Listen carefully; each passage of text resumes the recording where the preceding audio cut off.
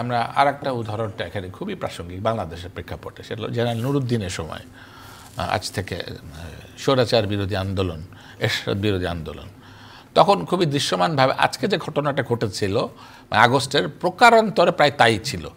আমি এটাকে মানে মেটাফোর হিসাবে বললাম, যে হুবহু না। তো তখন একটা পাশে প্রায় তখন যে সমস্ত রাজনৈতিক দলেরা ছিল সব ছিল তারা একই প্ল্যাটফর্মে, ছাত্র সংগঠনগুলি একই প্ল্যাটফর্মে, পাশাপাশি পেশাজীবী এবং অন্যান্যরা সবাই ছিলেন এক প্ল্যাটফর্মে। শুধুমাত্র এই স্বৈরাচার তারা ছিল একদিকে। এখন একদম পিকে উঠে গেছে। এখন দৃশ্যত সিদ্ধান্তটা অনেকটা সেনাবাহিনীর কাছেই আসছে। তো তখন যেটি হওয়ার কথা প্রচলিতভাবে, যে সরকার প্রধান যেটি নির্দেশ দিবে বা রাষ্ট্রপ্রধান যেটা নির্দেশ দিবে সেনাবাহিনী সেটাই মানবে, এটা মেকানিক্যালি আমি বলতে চাচ্ছি। কিন্তু তখন সেনাবাহিনীকে অপব্যবহার করে এই জনতার উপর গুলি বর্ষণ করার কাজে একটা আশঙ্কা আমরা সরাসরি দেখতে পাচ্ছিলাম।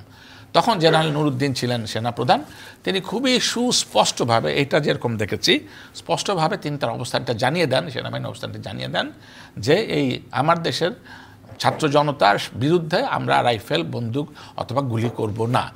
এবং এই নিশ্চিতে তাদের বডি ল্যাঙ্গুয়েজ এবং সব কিছু দেখার পরে ছাত্র জনতার ভেতরে একটা আস্থার সৃষ্টি হয়। তখন তারা আন্দোলনটা আরও বেগবান করে এবং স্বৈরাচারের পতন ঘটে। এই উদাহরণটি বাংলাদেশে আছে। এবং যে ঘটনাটি এই গত আগস্টে ঘটেছে সেটাও খুবই দৃশ্যমান, যেটি পত্রপত্রিকাতে খুব দায়িত্বশীলভাবে আচরণ করে যেটা লেখা হয়েছে যে ৩রা আগস্ট সেনাবাহিনীর ভেতরে একটা ইয়ে হয়েছে, অফিসারদেরকে অল অফিসার্সকে একটা কনফারেন্স টাইপের দেখা হয়েছে, এটা দরবার বলা হয়। সেখানে অফিসারদের স্পিরিটটা সেনাপ্রধান নিয়েছেন এবং সেটা আমরা দেখেছি গণমাধ্যমে।